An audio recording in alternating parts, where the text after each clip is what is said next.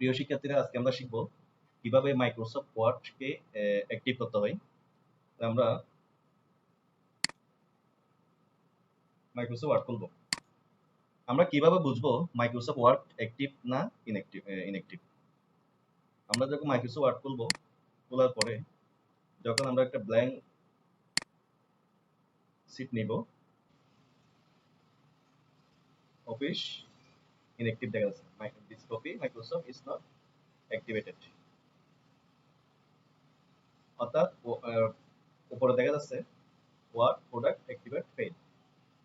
আমরা তাহলে এই মাইক্রোসফট ওয়ার্ডটা অ্যাক্টিভ করব, মাইক্রোসফট অফিস টোটাল অফিসটা আমরা অ্যাক্টিভ করব। আমরা যাব এখানে লিখবো ম্যাথ গ্রেড,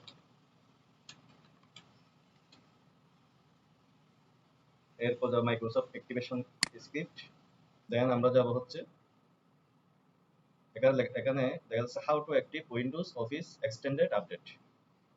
আমরা পাওয়ার শেল দিয়ে এই স্ক্রিপ্টটা চালাবো যেন আমাদের মাইক্রোসফট অফিসটা অ্যাক্টিভ হয়। তাহলে আমরা এখানে কপি করব, কপি করার পরে আমরা উইন্ডো মিনিমাইজ করব। মিনিমাইজ করার পর আমরা সার্চ বারে লিখব পাওয়ার শেল, পাওয়ার শেল, পাওয়ার শেল, রাইট বাটন ক্লিক করব, রান এজ অ্যাডমিনিস্ট্রেটর, ইয়েস। আমরা কন্ট্রোল বি দিব, প্রেস করব কন্ট্রোল বি, দেন এন্টার দিব।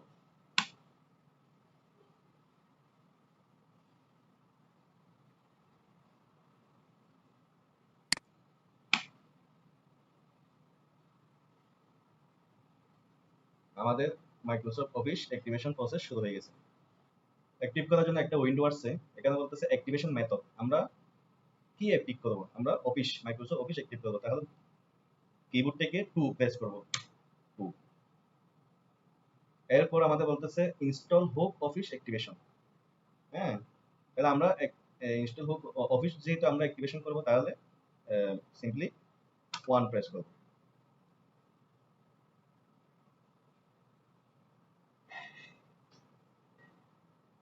আমাদের অ্যাক্টিভেশন প্রসেস শুরু হয়ে গেছে।